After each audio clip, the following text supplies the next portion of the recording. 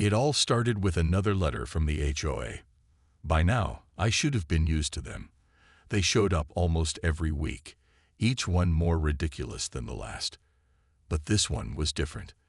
This one made my heart race, and my hands tremble as I read it. Dear Ms. Harper, it began in that same formal tone they always used, like they were writing to a stranger instead of someone who lived just down the street. We regret to inform you that your basement apartment is in violation of community guidelines. According to Section 4.2 of the HOA rules, any additional living spaces must be approved by the board before being occupied. If you do not resolve this issue, legal action will follow. I stared at the paper, my mind spinning. Basement apartment. What basement apartment? My house didn't even have a basement. It was a simple, one-story home built on a slab foundation. Everyone in Willow Creek knew that, including the HOA. Or at least, I thought they did. The letter felt wrong, almost like a trap. I couldn't shake the feeling that something wasn't adding up. That night, unable to sleep, I grabbed a flashlight and decided to check for myself. Maybe there was some kind of misunderstanding. Maybe the HOA had mixed up my property with someone else's. Whatever it was, I needed answers. The crawl space under my house was damp and cramped, with a low ceiling that forced me to crouch as I moved through it. The air smelled musty, and the ground beneath my feet was soft, covered in dirt and cobwebs. It was exactly what I expected, a small, unfinished space meant only for plumbing and wiring. Nothing unusual. But then I noticed something strange. There were marks on the floor, deep grooves like someone had dragged heavy furniture across it. At first, I thought maybe workers had been here during construction or repairs, but the marks looked too recent. And then there was the sound, a faint, rhythmic thumping, barely audible over the hum of the pipes. It was steady, deliberate, almost like footsteps. My skin prickled, and I shone the flashlight around, searching for the source of the noise. The beam of light caught something shiny sticking out of the dirt near the far wall. I knelt down and brushed away the soil, revealing a metal handle embedded in the ground. My stomach dropped. It looked like a trapdoor. For a moment, I just stood there, frozen, trying to process what I was seeing. There was no reason for a trapdoor to exist under my house. None at all. Yet here it was, staring me in the face. My mind raced with questions. Who put it there? Why? And most importantly, what was behind it? I reached out hesitantly, my fingers brushing against the cold metal. Part of me wanted to yank it open right then and there, to see what secrets lay hidden beneath my feet. But another part, the smarter, more cautious part, told me to stop. This wasn't something I could handle alone. If the HOA really believed I had a basement apartment, they clearly knew more than I did. And if they were willing to send threatening letters about it, who knew what else they might do? I backed out of the crawl space, my heart pounding in my chest. The discovery left me shaken, but also determined. I wasn't going to let them intimidate me. Not anymore. Whatever was happening under my house, I was going to find out. And I was going to make sure the truth came to light. The next morning, I couldn't shake the image of that trapdoor from my mind. It haunted me as I sipped my coffee, the steam curling upward like smoke signals calling for help. I knew I had to confront the HOA, but walking into their office felt like stepping into enemy territory. Still, I wasn't about to let them bully me, or worse, keep secrets under my asterisk house, without a fight. I arrived at the community center just after 9, clutching the letter in one hand and my car keys in the other. The place was eerily quiet, except for the rhythmic tapping of Mrs. Thompson's keyboard as she typed away at the front desk. She glanced up when I entered, her smile tight and forced. "Good morning, Sarah," she said, her voice polite but distant. "What brings you here today?" "I need to speak with Richard," I replied, trying to sound calm despite the storm brewing inside me. "It's urgent." Her eyes flickered nervously toward the closed door of his office before returning to mine. "He's busy right now. Can I take a message?" "No," I said firmly, cutting her off. "This can't wait." Before she could protest further, I strode past her and knocked sharply on Richard's door. After a moment, he called out, "Come in." His tone was smooth, almost too casual, as if he already knew why I was there. Richard sat behind his desk, looking every bit the polished professional. Crisp suit, perfectly styled hair, and an air of authority that made most people uncomfortable. But not me, not anymore. I slapped the letter onto his desk and leaned forward, my hands planted firmly on the edge. "Care to explain this?" I demanded, pointing at the words accusing me of having a basement apartment. For a split second, his composure cracked. His eyebrows twitched, and his mouth opened slightly, as though he'd been caught off guard. Then, just as quickly, his mask slipped back into place. "Ah, yes," he said smoothly, picking up the letter and scanning it. "There must have been some mistake. Let me check our records." He stood and walked over to a filing cabinet, pulling out a thick folder labeled with my address. As he flipped through the pages, I noticed Mrs. Thompson hovering anxiously in the doorway, her face pale. Something about her expression made my stomach churn. Was she scared? Guilty? Both. "I see the issue now," Richard announced, turning back to me with a patronizing smile. "There's no record of any basement apartment on your property. Clearly, this was an error on our part. Please accept my apologies for the confusion." But I wasn't buying it. Not after what I'd seen last night. "Then why does your letter claim otherwise?" I shot back, my voice rising. "And why does it feel like someone's living under my house?" His jaw tightened ever so slightly, and for the first time, I saw a flicker of unease in his eyes. He recovered quickly, though, laughing dismissively. "Living under your house? That's quite the imagination you've got, Sarah. Perhaps you've been watching too many thrillers lately." "It's not my imagination," I snapped, refusing to back down. "I found evidence last night. Marks in the crawl space, strange noises, even a hidden door. So don't try to brush this off like it's nothing." Richard's smile faltered again, and he exchanged a quick glance with Mrs. Thompson. Whatever silent communication passed between them sent a chill down my spine. They knew something, and they weren't telling me. When I left the office, I felt more frustrated than ever. Richard's smug demeanor and Mrs. Thompson's nervous glances only deepened my suspicions. Something was going on beneath my house, and the HOA was involved. I didn't know how or why yet, but I was determined to find out. Later that evening, I called Alina, hoping she might have some insight. When I told her about the trapdoor and the confrontation with Richard, her reaction surprised me. Instead of disbelief or skepticism, she sounded worried. "Be careful, Sarah," she warned, her voice low and urgent. "You're poking around in places you shouldn't." "What do you mean?" I asked, gripping the phone tighter. "Do you know something about this?" She hesitated, and for a moment I thought she might hang up. Finally, she sighed. "Just trust me. Some secrets are better left buried." Her words lingered long after we ended the call, leaving me with more questions than answers. If Alina knew something, she wasn't ready to share it. But one thing was clear: the truth about my house and the HOA was far bigger and darker than I'd imagined, and I wasn't going to stop until I uncovered it all. Alina's warning echoed in my mind for the rest of the day, gnawing at me like an unanswered question. Some secrets are better left buried. But how could I ignore what was happening under my own house? The trapdoor, the noises, the HOA's strange behavior, it all pointed to something bigger, something they didn't want me to find out. If anything, her cryptic words only fueled my determination to dig deeper. That night, after Max had settled into his bed and the neighborhood grew quiet, I decided to take another look at the crawl space. This time, I came prepared. I brought a stronger flashlight, gloves to protect my hands from the damp dirt, and even a small crowbar, just in case I needed to pry something open. My heart raced as I crouched down and crawled through the narrow entrance, the beam of light cutting through the darkness. The trapdoor was exactly where I'd left it.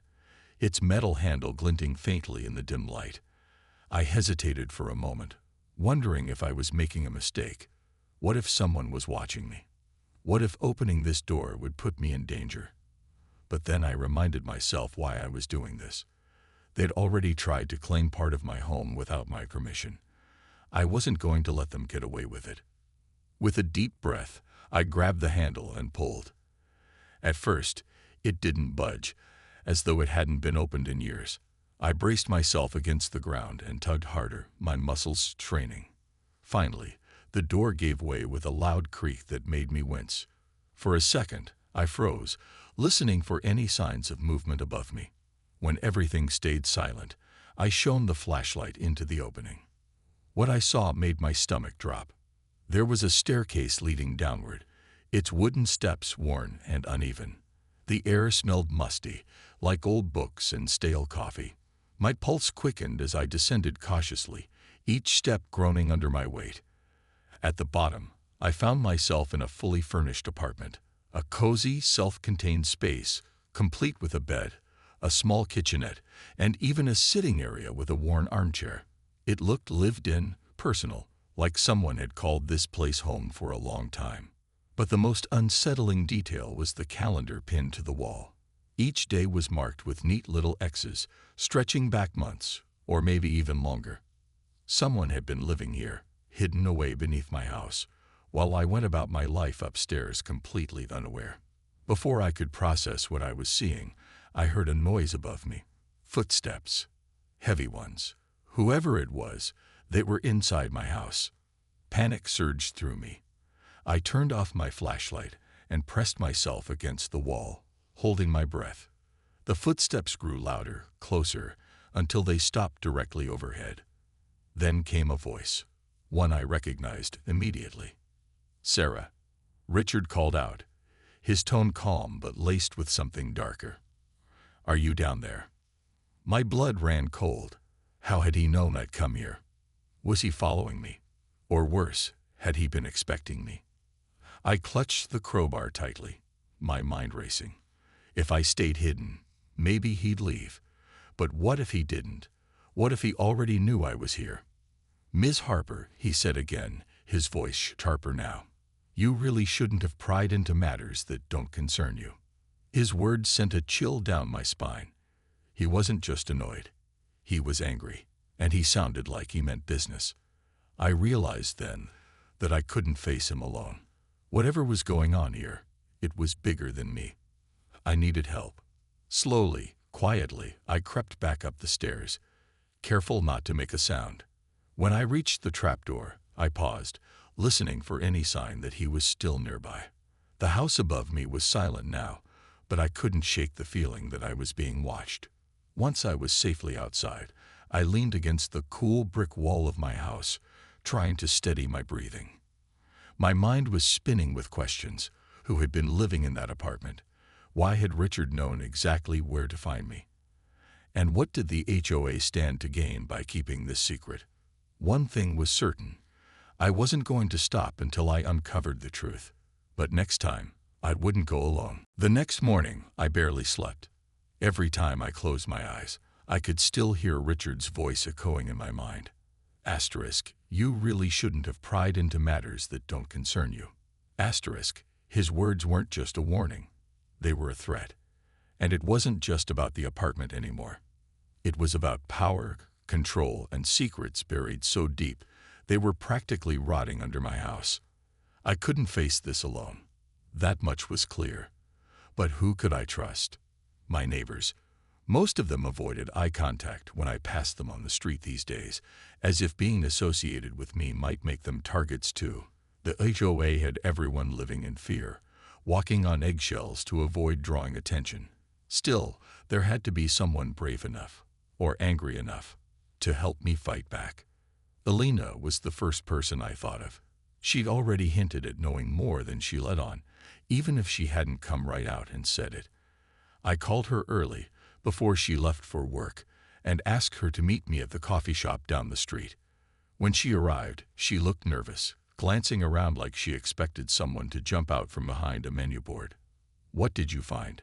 she whispered after we sat down. leaning across the table like she didn't want anyone else to overhear us. I told her everything. The trapdoor, the hidden apartment, the calendar on the wall, and Richard showing up at my house last night. Her face went pale as I spoke, and by the time I finished, her hands were trembling around her coffee cup. "Oh, Sarah," she said softly, shaking her head. "You've opened Pandora's box." "What does that mean?" I demanded, frustration bubbling over. "Elena, you know something. Tell me." She hesitated, chewing on her lip like she was debating whether or not to say anything. Finally, she sighed. "Okay, but you can't repeat this to anyone. Not yet. According to Elena, the basement apartments, yes, *apartments*, plural, were part of a long-standing arrangement between the HOA and certain tenants. These weren't ordinary renters. They were people who needed to stay off the radar. People with money, connections, or baggage no one wanted to deal with. The HOA provided them with discreet housing in exchange for favors or payments that kept the neighborhood running smoothly. "And Richard?" I asked, though I already knew the answer. "He runs the operation," Elena admitted. "He's been doing it for years. That's why he's so desperate to keep things quiet. If anyone found out..." We both fell silent, the weight of her words sinking in. This wasn't just corruption. It was organized deception, operating right under our noses. Literally. But Elena wasn't the only ally I needed. Over the next few days, I reached out to others who might be willing to stand with me. Greg, the guy who mowed his lawn twice a day, seemed like an unlikely candidate, but when I mentioned how the HOA fined him for trivial violations, his anger boiled over. "They'd been treating us like children for too long," he muttered. "Count me in." Mrs. Thompson surprised me too. After some coaxing and a promise to protect her identity, she confessed that she'd suspected something was wrong for years. "I saw things," she said quietly. "Documents, meetings, but I never said anything because I was scared. Maybe it's time I stopped being afraid." Finally, there was Tom, a retired detective who lived 3 houses down. He listened intently as I explained the situation, nodding slowly as if piecing together a puzzle. "Sounds like a racket," he said when I finished.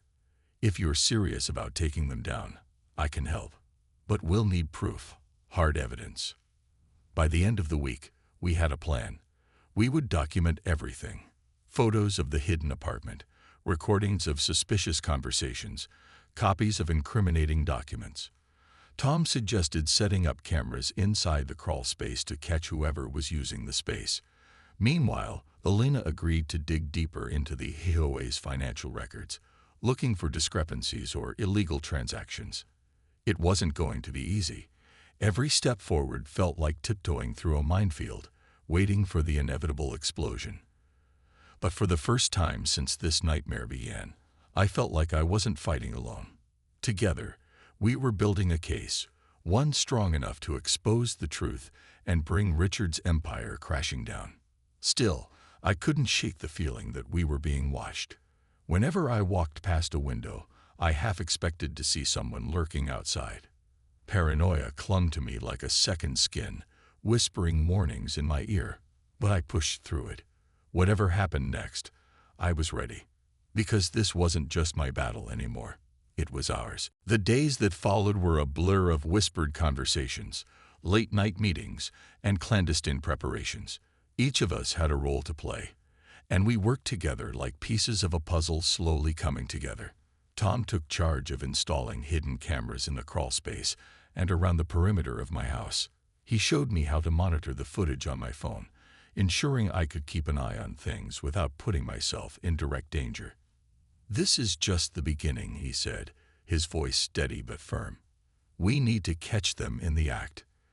Elena spent hours poring over the HOA's financial records, which she'd managed to sneak out of the community center during one of her shifts. She brought stacks of papers to my kitchen table, where we spread them out like detectives solving a mystery.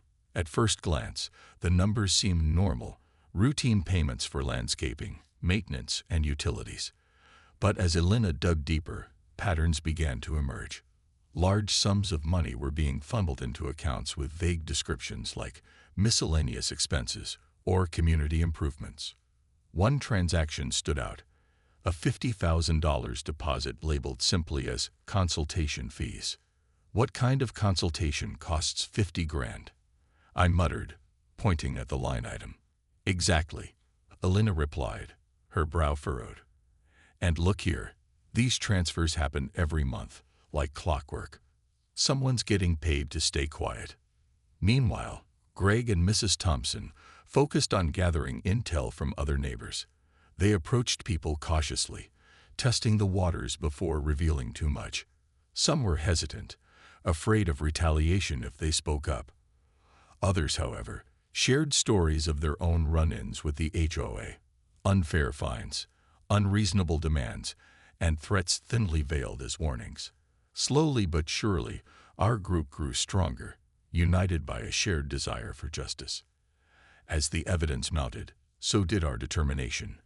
But none of us could ignore the growing sense of unease hanging over us. Richard's presence loomed large, his polished smile and calculated words always lurking in the back of our minds. We knew he was watching, waiting for any misstep that might give him an excuse to strike back. One evening, while reviewing the camera footage, I noticed something strange. A black SUV had parked down the street from my house, its engine idling. The driver sat motionless, staring straight ahead. It wasn't unusual to see cars pass through Willow Creek, but this one stayed for nearly an hour before driving away. My stomach churned as I zoomed in on the license plate, memorizing the numbers. When I ran it through a public database later that night, the results chilled me to the bone. The vehicle was registered to a private security firm, known for working with high-profile clients and shady dealings. "They're onto us," I told the others during our next meeting. "We have to move faster." Tom nodded grimly. "Then it's time for the sting." We set the trap and let them walk right into it. Our plan was risky, but it was the only way to gather undeniable proof. Using the information Elena had uncovered, we discovered that Richard was scheduled to host a meeting in the hidden apartment later that week. According to intercepted emails, courtesy of Mrs. Thompson's snooping skills, several key figures would be attending, including some outsiders whose names raised red flags. This was our chance to expose not just Richard, but the entire network supporting him. On the night of the meeting, we gathered at my house, nerves stretched taut like piano strings. Tom had coordinated with local authorities, ensuring they'd be ready to act once we gave the signal. Cameras were positioned strategically, capturing every angle of the basement apartment. Microphones picked up even the faintest whispers.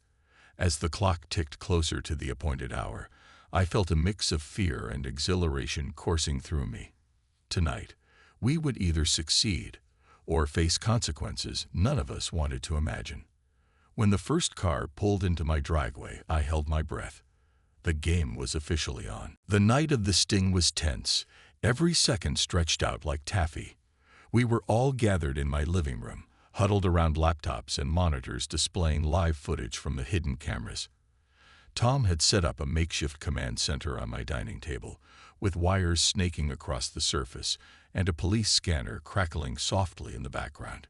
The air felt heavy, charged with anticipation. No one spoke much. We exchanged glances instead, communicating silently through nods and frowns. At exactly 9:15 p.m., the first car arrived. A sleek black sedan that rolled to a stop just outside my driveway. Its headlights cut through the darkness before switching off, leaving only the faint glow of the street lamp to illuminate the scene. Two men stepped out, both dressed in expensive suits that screamed authority. They glanced around cautiously, their eyes scanning the shadows as if expecting trouble. My heart pounded as I watched them disappear into the crawlspace entrance, their movements deliberate and practiced. Minutes later, more cars arrived, each carrying another guest. Some were familiar faces, members of the HOA board who rarely spoke during meetings, but always seemed to agree with Richard no matter what he said. Others were strangers, their stern expressions and polished appearances marking them as outsiders. One man in particular caught my attention. He carried a briefcase handcuffed to his wrist, and his sharp gaze darted everywhere, missing nothing. Whoever he wasn't here for small talk. Down in the basement apartment, the group settled into their roles seamlessly. Richard greeted them warmly, offering drinks and light conversation as if this were any ordinary gathering. But the tension in the room was palpable, even through the grainy camera feed. Papers were passed around, numbers discussed, and agreements made, all while our microphones picked up every word. "This shipment needs to move by Friday," one of the outsiders said, his voice low but clear. "We can't afford delays." "Don't worry," Richard assured him, his tone smooth and confident. "Everything is under control. The funds will be transferred as soon as the goods are secured." My stomach churned at the implication. Goods? What kind of operation were they running beneath my house? Whatever it was, it went far beyond simple corruption or intimidation tactics. This was something darker, more dangerous. As the meeting progressed, Tom monitored the police scanner, waiting for confirmation that backup was in position. Outside, officers remained hidden in unmarked cars, ready to strike at his signal. Meanwhile, Elena typed furiously on her laptop, cross-referencing names and license plates with online databases. Every new piece of information brought us closer to exposing the entire network. Finally, the moment came. Just as the group prepared to leave, Tom gave the signal. Lights flooded the basement apartment, blinding everyone inside. Shouts erupted as uniformed officers stormed down the staircase, weapons drawn. "Nobody move." One officer barked, his voice cutting through the chaos like a knife. Panic spread quickly among the attendees. Chairs toppled over, papers scattered, and people scrambled toward non-existent exits. Richard's face twisted in rage as handcuffs clicked around his wrists. For once, his polished facade cracked completely, replaced by raw fury. "You'll regret this," he spat at me when our eyes met briefly. But his words lacked conviction. He knew he'd been caught. Upstairs, we watched it all unfold in stunned silence. It was over. After months of fear, suspicion, and relentless digging, the truth had finally come to light. As the last of the suspects were led away in handcuffs, I leaned back in my chair, exhausted but triumphant. Justice might not have been served yet, but it was well on its way. And this time, there would be no hiding in the shadows. In the weeks that followed, Willow Creek transformed in ways I never thought possible. The arrest of Richard and his accomplices sent shockwaves through the neighborhood, unraveling years of secrets and lies. News outlets descended on our quiet cul-de-sac, their cameras flashing and reporters peppering residents with questions. Headlines screamed about the HOA scandal, painting a picture of corruption and deceit that stretched back decades. For once, the spotlight wasn't unwelcome. It was cleansing. The hidden basement apartment became the centerpiece of the investigation. Authorities combed through every inch of it, seizing documents, electronics, and other evidence. They discovered records detailing illegal transactions, forged permits, and even connections to organized crime rings operating outside Willow Creek. It turned out the HOA had been using my property, and likely others, as a hub for their operations, exploiting unsuspecting homeowners while maintaining their pristine public image. For me, closure came gradually. The trapdoor was sealed permanently, its entrance bricked over as if it had never existed. The crawl space returned to being just that, a dusty, unremarkable space beneath my house. But the memories lingered, reminders of how close I'd come to losing everything.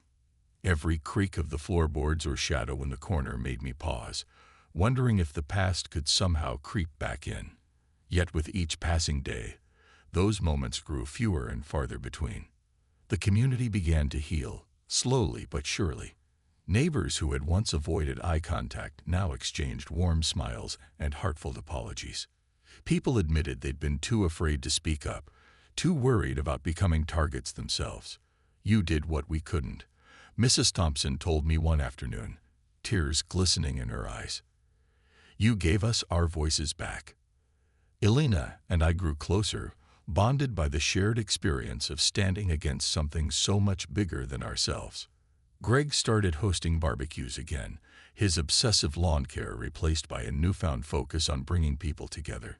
Even Tom, the retired detective, found a renewed sense of purpose, volunteering to help rebuild trust within the neighborhood.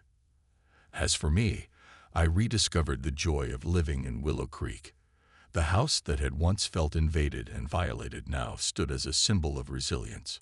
On sunny afternoons, I sat on my porch swing with Max curled up at my feet, watching butterflies dance across the yard. Life wasn't perfect. Scars remained, both visible and invisible. But it was peaceful, and for the first time in months, I felt truly safe. One evening, as twilight settled over the neighborhood, Elena joined me on the porch. She handed me a glass of lemonade and smiled softly. You know, she said, when this all started, I thought you were crazy for poking around like you did. But now, I'm glad you didn't stop. Me too, I replied, raising my glass in a silent toast. Here's to second chances for all of us. Willow Creek would never be the same, nor should it be. What happened here changed everyone, forcing us to confront truths we'd rather have ignored. But in doing so, it also brought us closer together. The fear and silence that once defined our community gave way to courage and connection. And though the scars of the past would always remain, they served as reminders of how far we come and how strong we were when we stood united. That night, as I drifted off to sleep, I realized something important. Home isn't just a place. It's the people who fill it, the stories they share, and the battles they fight side by side. And for the first time in a long time, I knew I was exactly where I belonged.